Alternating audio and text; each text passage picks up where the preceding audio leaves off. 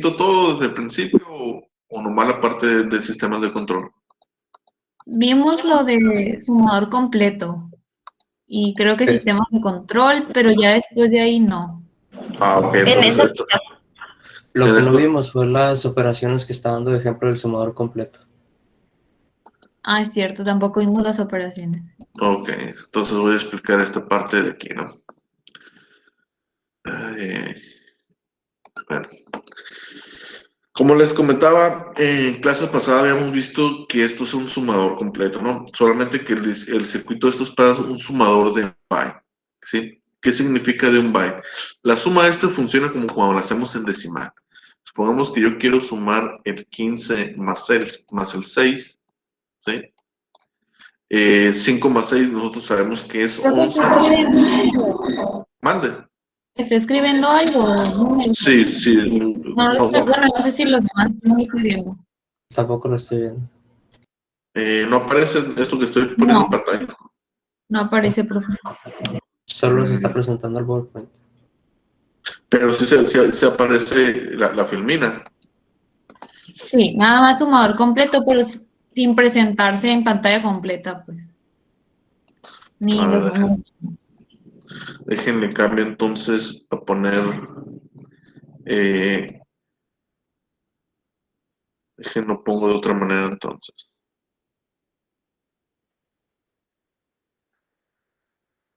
En teoría debería ponerse, ¿no? Pero bueno. Ahí está, se ve todo, ¿no? Sí, ahora sí. Ok, bien, vamos a ver.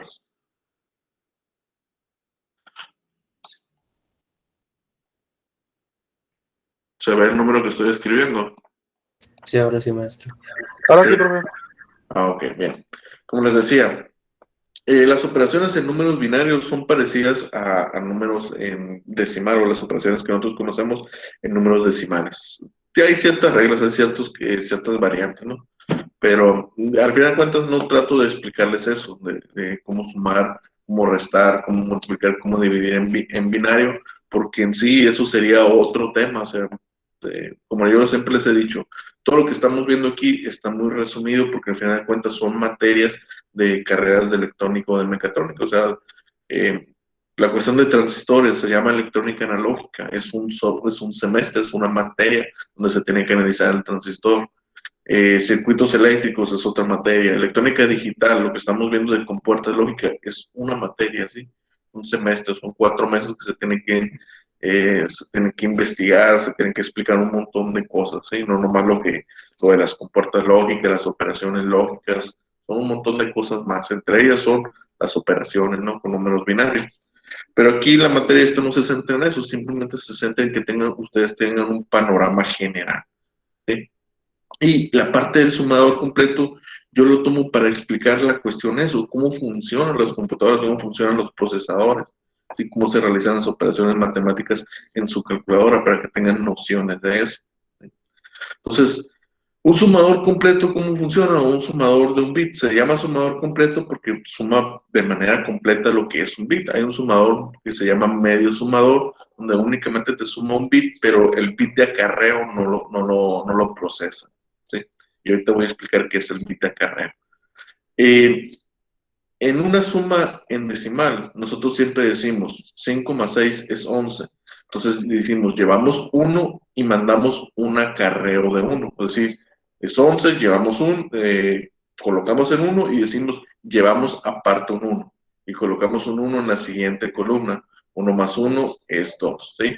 Y el resultado que nos da, pues, es 21. Esta parte de decir, colocamos un 1 y llevamos un 1, es lo que se llama acarreo en lo que viene siendo números en binarios, ¿sí? Un ejemplo, si yo quisiera sumar el número en binario 0,1 y 0,1, ¿sí? Tengo este número en binario. Si yo lo sumo 1 más 1, pues no nos puede dar 2 porque estamos realizando operaciones en código binario y en el código binario el 2 no existe, o sea, el dígito 2 no existe como tal, solamente podemos usar el 0 o podemos usar el 1. Entonces, ¿cuál es la regla que se utiliza aquí en operaciones en números en binario? Pues cuando tenemos un 1 y le vamos a sumar otro 1, anotamos un 0 y llevamos un 1 al acarreo. Lo que hacemos en las sumas, en números decimales es exactamente lo mismo. 1 más 1 es 0 y llevamos 1. ¿Sí? 1 más 0 es 1. 1 más 0, entonces aquí queda 1, ¿no? 1 más 0 es 1. 1 más 0 es 1 y el resultado es 1, 0. ¿Sí? Esto lo podemos comprobar muy fácilmente. La secuencia de los números en binarios 0, 0, 0, 1, 1, 0, 1, 1. Donde este es el 1 en decimal, este es el 2 decimal, este es el 3 decimal. Perdón, no me equivoqué. Era al revés. Este es el 0, lo borro. Aquí está. Este es el 0 decimal, este es el 1, este es el 2 y este es el 3. Entonces, 0, 1 y 0, 1, ¿quién es? Es 1. Aquí básicamente lo que estoy haciendo, estoy sumando 1 más 1. 1 más 1, ¿cuánto es? Es 2. ¿Cuál es la combinación del 2 en binario? 1, 0. Aquí está, 1, 0. Entonces, es una suma, de esa manera, ¿sí? Esto de aquí es lo que se conoce como un bit. ¿Sí? Si yo tengo 1 y 1 y lo sumo, pues estoy utilizando un solo bit. Al usar otro dígito aquí, pues significa que ocupo un sumador de 2 bits. Es decir, un número en binario como este, pues significa que yo necesito un sumador de 3 bits. ¿Por qué? Porque tengo un dígito, 2 dígitos, 3 dígitos. ¿Sí? Entonces, este es un sumador completo, pero este circuito como tal funciona únicamente para sumar un bit. Es decir, suma A y AB. Este es A y este es B. Entonces aquí me suma 1 más 1. ¿Sí? ¿Y quién es este Cin o este Cout que está aquí? Pues bueno, el Cout es el carry. Esto de aquí es el resultado de sumar A más B. Entonces, si yo digo 1 más 1, aquí lo que voy a ver es un 0. ¿Sí? Y entonces, ¿qué pasa con el carry? Pues bueno, el carry es la salida del Cout. Entonces, aquí, si yo sumara 1 más 1 en este sumador, aquí va a haber un 0 y aquí va a haber un 1, que es el carry de salida. Entonces, cuando yo quiero sumar 2 bits o 3 bits, ¿qué hago? Pues coloco este mismo circuito en cascada. De este circuito en cascada, ¿cómo se va a ir uniendo? Pues se va uniendo con el Cin, con el Cout. Se unen a través de aquí. ¿Sí? Entonces, si uno este y a este, pues ya puedo hacer sumas en números binarios de 2 bits, de 2 dígitos. Si coloco otro circuito aquí en cascada, pues ya puedo hacer operaciones de 3 bits, de 3 dígitos. Si sumo otro, pues ya puedo hacer de 4 bits y así sucesivamente. Entonces, una calculadora, una computadora, el microcontrolador de su teléfono celular, pues puede hacer operaciones en números de binarios, no sé, de 32 bits. No sé si se acuerdan que ustedes dicen, el procesador de esta computadora es de 32 bits, o el Windows que tengo instalado, el Windows 10 de mi computadora es de 32 bits. Eso eran los tiempos de antes. Y ahorita en la actualidad decimos, el Windows de 64 bits. Pero para que puedas usar Windows de 64 bits significa que el procesador de tu computadora tiene que ser 64 bits. ¿Qué significan esos 64 bits? Pues básicamente lo que nos está diciendo es que ese procesador puede hacer operaciones matemáticas de 64 dígitos, 64 bits, es decir, números, puede hacer operaciones al mismo tiempo de unos y ceros que van a tener 64 dígitos. Antes eran procesadores de 32 bits, o sea que podían hacer operaciones de 32 dígitos, ¿sí? Es decir, que internamente ese procesador pues va a tener este circuito de compuertas lógicas de sumador, pero va a tener 64 veces, porque puede hacer operaciones de 64 bits al mismo tiempo. ¿Sí? Entonces ya más o menos pueden relacionar eso de la diferencia entre un procesador de 32 bits y uno de 64. ¿Cuál es la diferencia? Pues las operaciones que puede hacer de un solo golpe. ¿Sí?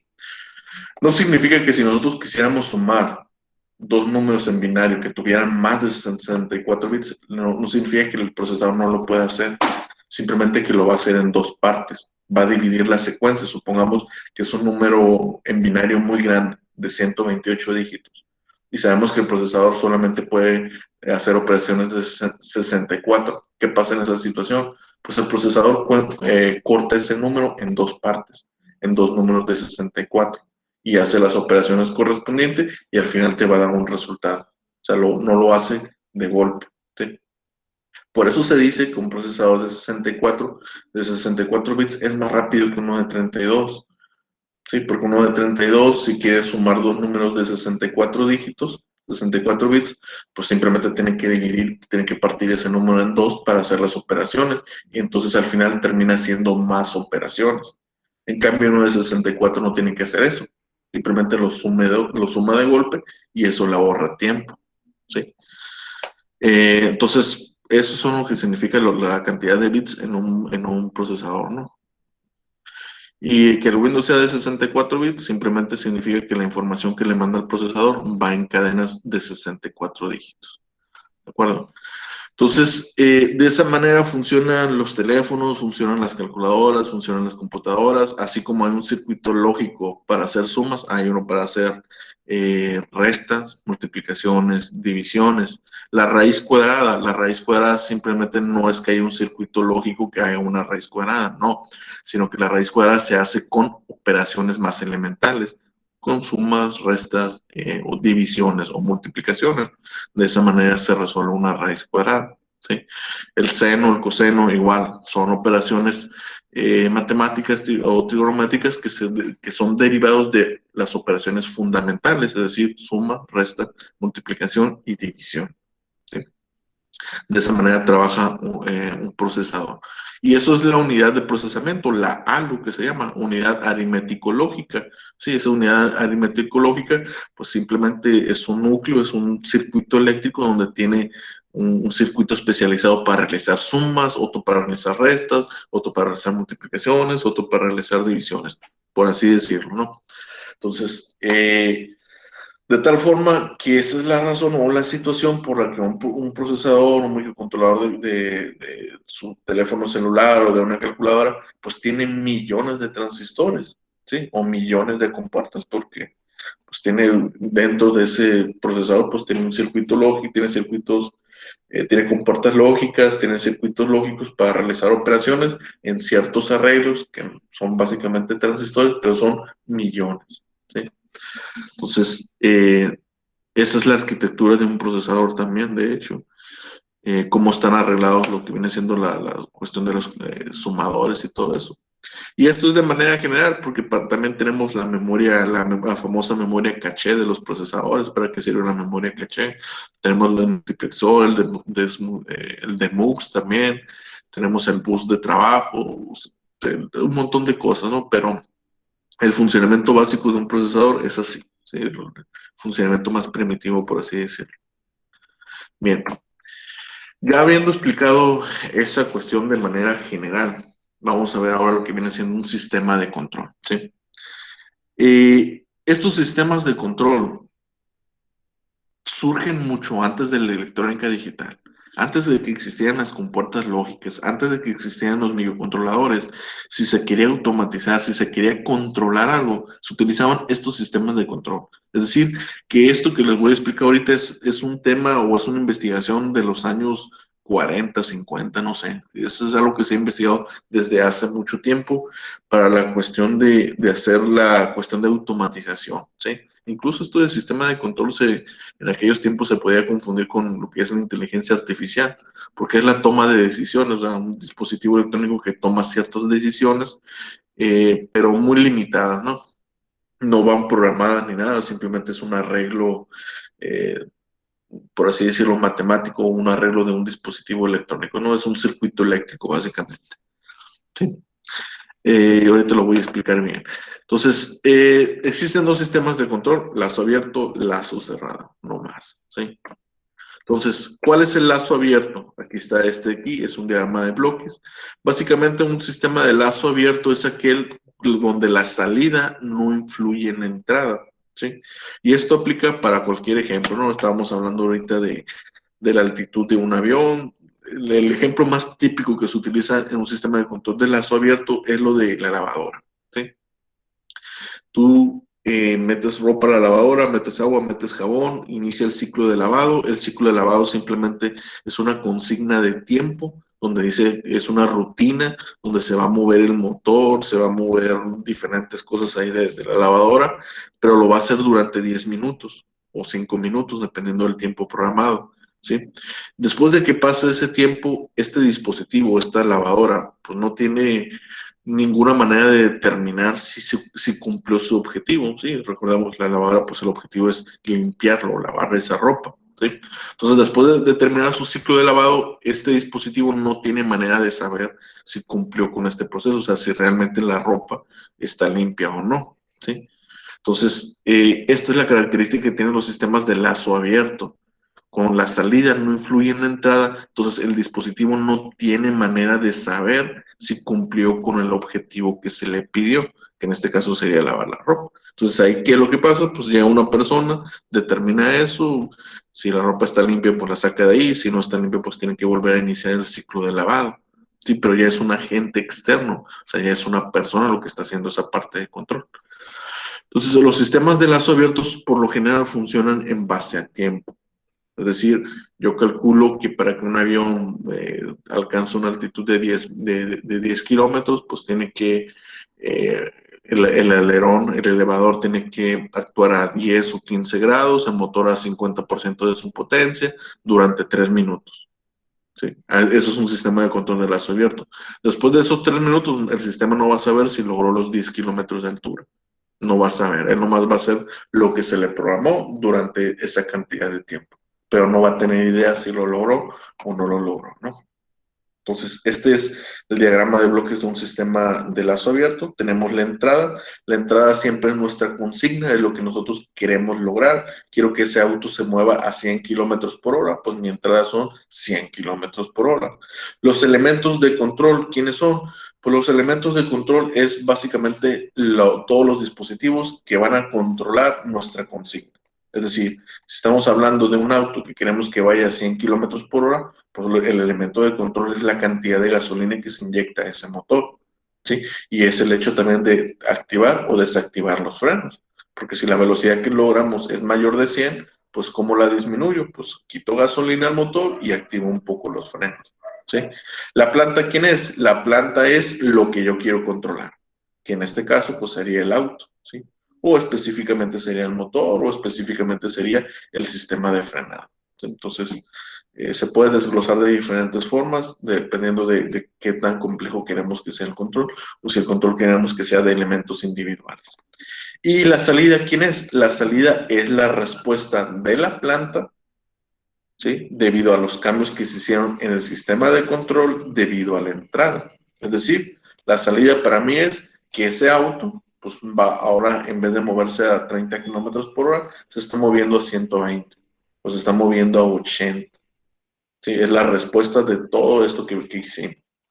¿Sí? Entonces, en un sistema de control, estos son sus elementos básicos, de hecho. ¿Sí? Entonces, el sistema de lazo abierto se caracteriza por eso, porque simplemente es un tiempo, funciona en base a un tiempo. Le damos gasolina al motor durante 5 minutos y durante ese tiempo yo sé que tiene que llegar a 100 kilómetros por hora. ¿Se logró llegar a 100 kilómetros por hora? No lo sabe. El sistema no lo sabe, no tiene manera de determinar eso, porque la salida, que es la velocidad a la que al final se mueve ese auto, no está influyendo a la entrada. O sea, es decir, que no, el sistema de control no tiene manera de entender o de decir, ¿sabes qué? Me falta un poquito más de tiempo para llegar a esos 100 kilómetros por hora. O nos pasamos, hay que frenar para disminuir la velocidad y lograr esos 100 kilómetros por hora. El sistema no lo puede hacer, ¿sí? Porque no hay retroalimentación, no hay sensores, básicamente. Sí, hay actuadores. En un sistema de lazo abierto hay puros actuadores, pero no hay sensores. Bien. Luego tenemos el sistema de lazo cerrado. El sistema de lazo cerrado es donde la salida influye a la entrada. ¿Qué significa esto? Que ya tenemos un sensor, ¿sí? Como sabemos, como expliqué ahorita, la salida, pues es el valor actual de la variable que estamos controlando. Y la retroalimentación, pues simplemente es un sensor que lee esa salida y la manda, ¿sí? Entonces, nuevamente, tomando el ejemplo, voy a tomar el ejemplo del auto ahora. Vamos a ver un auto y la consigna es que el auto se mueva a 100 kilómetros por hora. Lo voy a poner así, 100 kilómetros por hora. Ese es nuestro valor de entrada, es nuestra consigna, ¿sí? Ese valor de entrada pasa a un comparador. ¿El comparador qué es? Es una resta, básicamente. Es una diferencia. Toma el valor de entrada, lo toma de manera positiva y aquí tenemos lo que es el sensor, es la retroalimentación. La retroalimentación viene de la salida, ¿sí? Es decir, del valor actual, porque la salida siempre va a ser el valor actual de la variable que queremos controlar. En este caso queremos controlar la velocidad de un auto. Entonces, ¿cuál es la velocidad de que el auto está ahorita o en este momento? Pues vamos a suponer que el auto viaja a 40 kilómetros por hora. Esa es su salida, es su velocidad actual. Y esa salida la retroalimenta, pero la retroalimenta en un valor negativo. Entonces aquí lo que pasa es una diferencia. Y como la velocidad es de 40 kilómetros por hora positivo, porque el auto se está moviendo en una dirección en particular y eso lo tomamos como positivo, o sea, no va en reversa el auto, sino que va hacia adelante. Entonces eso se toma como positivo y sería menos 40. Sí, porque si el auto fuera en reversa a 40 kilómetros por hora, eso se tomaría como que es negativo y menos por menos se volvería más. ¿Sí? Es algo así, ¿sí? A lo mejor eso los confunde, pero no quiero profundizar en eso, ¿no? Entonces, eh, tenemos esta diferencia, la velocidad que yo quiero, la velocidad actual. Entonces, esta es una operación matemática, una resta, donde el resultado pues simplemente nos va a dar 60. Nos va a dar una diferencia de 60. ¿Qué significa esta diferencia? Que el sistema tiene que hacer los ajustes necesarios para incrementar la velocidad en 60 kilómetros por hora. ¿Sí? Porque es la diferencia. La velocidad es la velocidad que yo quiero menos la velocidad actual, pues esa diferencia es de 60 kilómetros por hora. ¿Sí? De tal forma que pues hay una diferencia de 60. Esa diferencia se conoce como señal de error. Sí, aquí está, nomás que no se alcanza a apreciar bien. Esto se conoce como señal de error. ¿Sí? ¿Por qué? Porque es la diferencia entre lo que yo quiero y donde estoy en este momento. ¿Sí? O sea, yo quiero 100 kilómetros por hora, pero en este momento el auto se mueve a 40. Entonces hay una diferencia de 60 kilómetros por hora, una diferencia de 60 en la velocidad. Eso es la señal de error. ¿Sí? Eso de ahí, esa señal de error pasa a nuestro sistema de control. ¿Sí? A ver si se alcanza a ver aquí, control.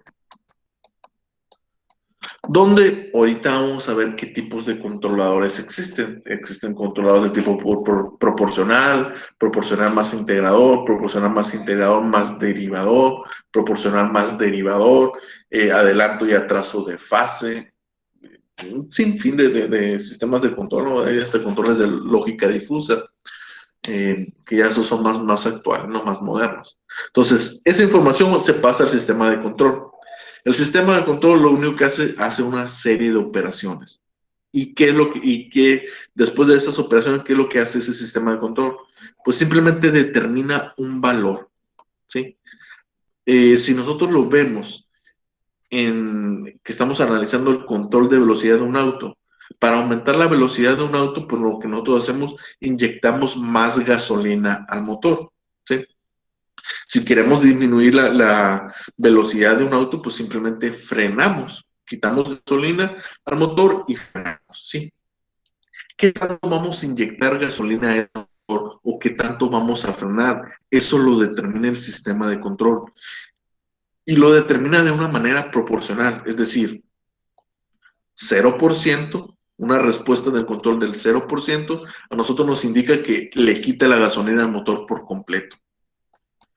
Una respuesta del 100% de nuestro sistema de control simplemente significa que el control decide que el motor se le tiene que inyectar toda la cantidad de gasolina que pueda aceptar como máximo. Es decir, como si nosotros pisáramos el acelerador a fondo. El sistema de control simplemente va a definir, suelta el acelerador del auto o písalo a fondo o písalo a la mitad, al 50%. ¿Sí? Eso lo va a determinar el control.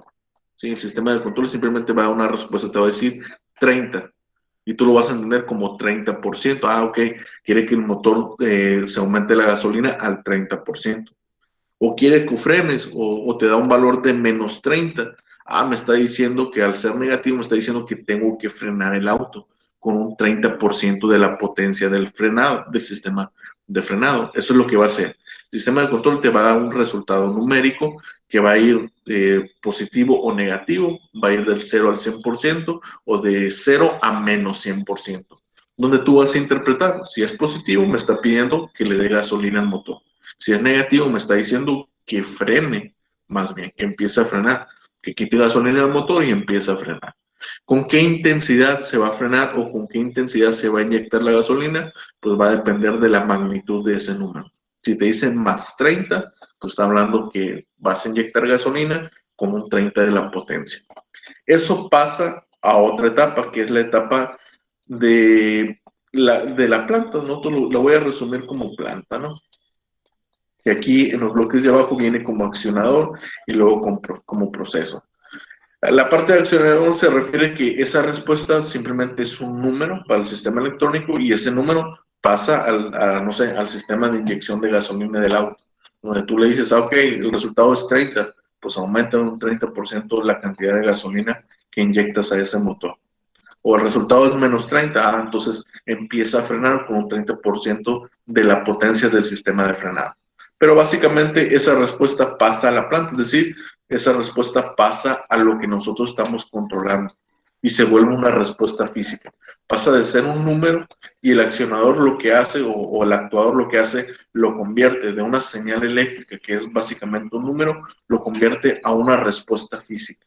Es decir, aumentar o disminuir la gasolina del motor, aumentar o disminuir la cantidad de frenado de ese motor. ¿Sí? Una vez eso, pues nosotros ya tenemos el bloque de salida, porque ya una vez que esa señal, esa respuesta del control pasó de meramente de una señal eléctrica o de un número, se volvió una respuesta física, pues bueno, esa respuesta física repercute en la realidad, es decir, que al quitarle gasolina al motor, pues la velocidad del auto va a disminuir, o al aumentar la potencia del motor, aumentarle la gasolina, por lo que va a hacer que el auto se mueva más rápido, ¿sí? Y eso para mí ya es mi salida, porque la salida es la respuesta a mi sistema de control, es decir, es el resultado de todo este proceso de retroalimentación, de la entrada, del sistema de control, los actuadores para aumentar y disminuir la gasolina del motor, la salida es la respuesta a todo. Entonces, al principio nosotros vemos que tenemos un error de 60, es decir, que nosotros tenemos un error positivo, significa que necesitamos aumentar de velocidad. Un error positivo nos está diciendo que necesitamos aumentar. Si el error aquí fuera negativo, significa que necesitamos reducir velocidad. Entonces, un error positivo entra al sistema de control, el sistema de control determina que la gasolina del motor o la potencia del motor se tiene que aumentar en 50%. ¿Sí? Pues ¿qué pasa en la planta? Pues simplemente la computadora del auto simplemente recibe esa señal y aumenta en 50% la gasolina que le manda a ese motor. En consecuencia de eso, pues la velocidad del auto empieza a aumentar. Originalmente estaba en 40 kilómetros por hora y aumenta a 80 kilómetros por hora. ¿Sí? O sea, es decir, nos estamos acercando a los 100, pero aún no llevamos 100 kilómetros por hora. Entonces, esa salida la lee el sensor de retroalimentación y lo manda al comparador, donde nosotros decimos, queremos llegar a 100 kilómetros por hora, pero ahora la velocidad a la que nos estamos moviendo ya no es 40, sino que más bien es 80. ¿Sí? Voy a poner aquí. Eso nos da una diferencia de 20 y positivo, ¿sí? ¿Qué significa positivo? Pues que significa que necesitamos aumentar la velocidad, pero ahora necesitamos aumentarla en 20 kilómetros. Pues esa información se manda nuevamente al sistema de control y el sistema de control determina, ok, necesitas aumentar la velocidad, pero no la vamos a aumentar en 50 porque ya te estás acercando. Ahora la vamos a aumentar a 40%. Que siga aumentando la velocidad del auto, pero que ya no aumente demasiado, porque ya te estás acercando a lo que quieres.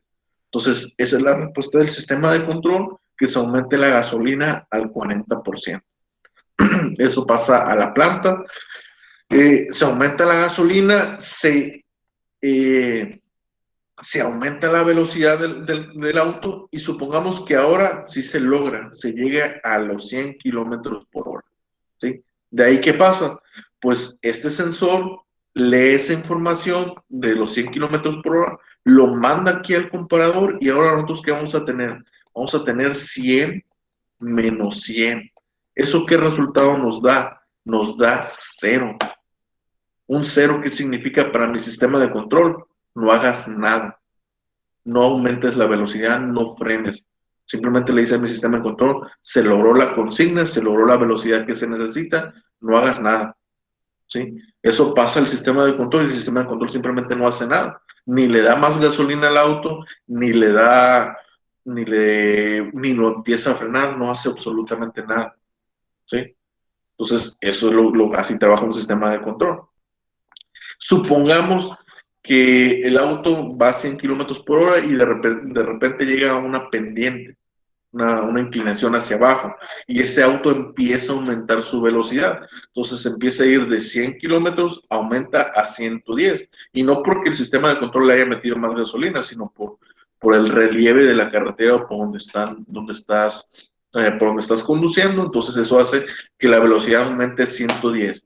Pues este sensor manda esa información al comparador. Y ahora lo que vamos a tener esta resta, 100 menos 110. Y el resultado de esa resta es menos 10. Este menos, ¿qué indica? Le indica el sistema de control que ahora la situación es contraria, que nosotros ya no necesitamos aumentar la velocidad, sino que más bien necesitamos disminuirla. Y necesitamos disminuirla en 10 kilómetros.